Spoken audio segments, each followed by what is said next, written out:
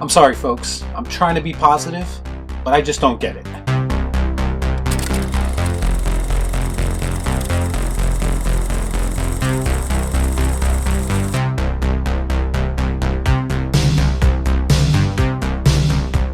Before I get started, I'd like to kindly ask that you hit the like button and please subscribe to the channel for more content just like this. Pretty please, with sugar on top. So another trailer for James Gunn's Suicide Squad has dropped, and just when I thought I couldn't be any less interested in this movie, WB and DC outdo themselves and basically confirm what I already knew. I always try to put a positive spin on things in this channel, even when I'm being negative about something. I like to offer constructive criticism, but in certain instances, there's just things that are so bad that I just don't know how to fix them. That makes sense. So this trailer starts off with a little bit of a backstory for Idris Elba's Bloodsport character.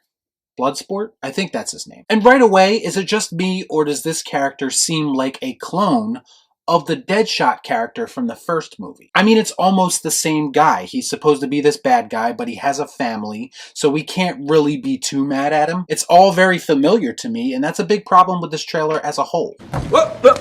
Here I come. Oh. Like it is possible to have a team of, say, hero supervillains and not have them necessarily be sympathetic. Sometimes you can root for a piece of shit. They also mentioned that he put Superman in the ICU with a kryptonite bullet. What Superman was that exactly? Because WB and DC are basically acting like Henry Cavill doesn't exist, so it can't be him. So did he travel through the multiverse and somehow shoot Christopher Reeves?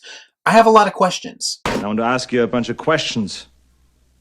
And I want to have them answered immediately. And then we get some shots of characters in what can only be described as really expensive cosplay outfits. I mentioned this before, and the reality is that some things just don't translate from comic book to film. If you remember, that's kind of why they didn't have the X-Men in their yellow spandex in the very first X-Men movie. Sometimes an adaptation needs to take some liberties and make things work visually for an on-screen debut. And this ultimately leads to a Harley Quinn was taking a shit joke, and that's why she was late. James Gunn, ladies and gentlemen.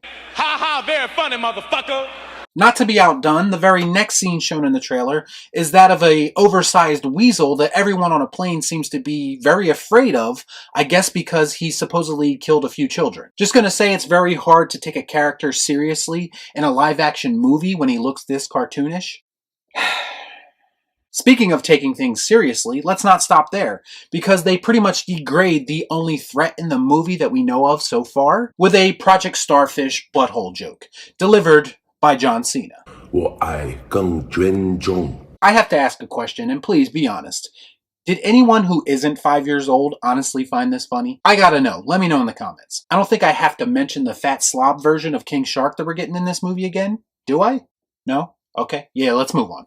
Oh wait, I can't move on yet because King Shark finishes off the trailer when the Suicide Squad are trying to communicate about their mission and King Shark is distracted by a bird.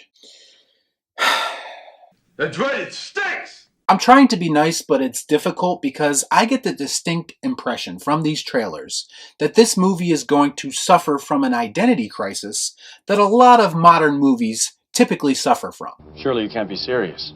I am serious.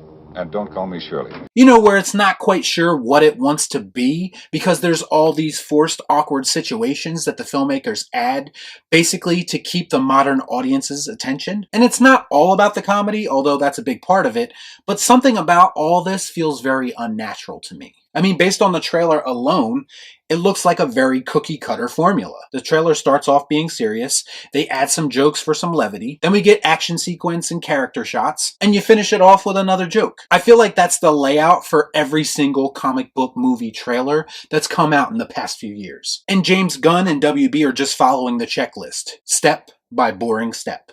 Move this man!